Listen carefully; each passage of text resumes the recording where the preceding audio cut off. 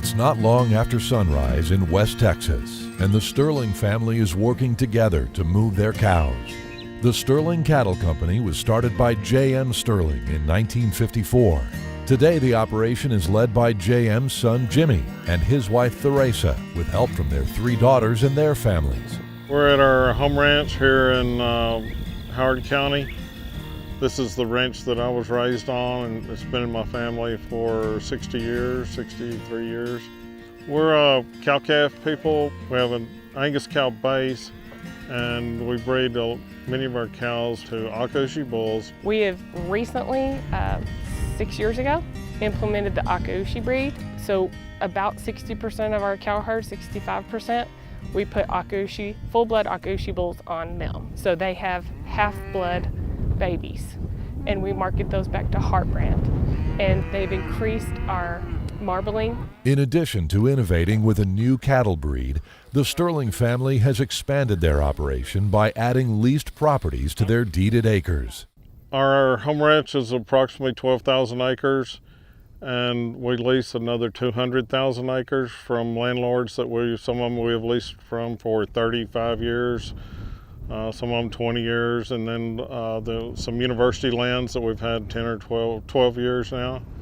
And we get along real well with our landlords. I encourage them to come out at least once a year. Jimmy's quoted to me many times that when he takes over a ranch that he leases, he wants it to turn out to be a better ranch than what he found it. If that means having better fences, better pastures, better livestock water, improve the native grasses that are on the ranch, he strives very hard to make those improvements. The list of improvements made by the Sterling family is long. They've put up 20 miles of fencing, drilled new wells, and installed solar-powered pumps on 18 water troughs to better manage grazing.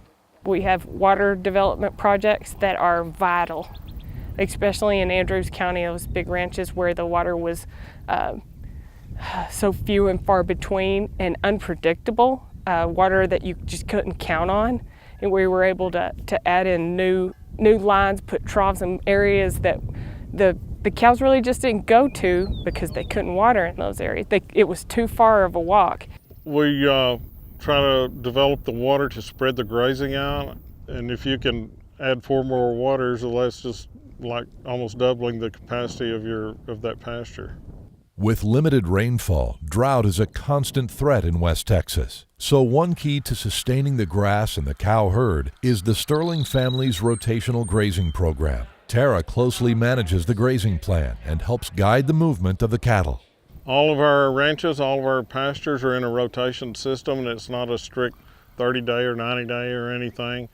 It's more of an observing rotation system. And with that, by resting the pastures, you grow your good grasses and increase your good grasses. If you do not rotate, your good grasses tend to die out. And we want to promote our good grasses. Perhaps the biggest effort is the removal of invasive prickly pear and mesquite. The Sterlings have transformed more than 25,000 acres of their land, using both aerial spraying and mechanical treatments to control brush. When we got this ranch, it was heavily covered in mesquite.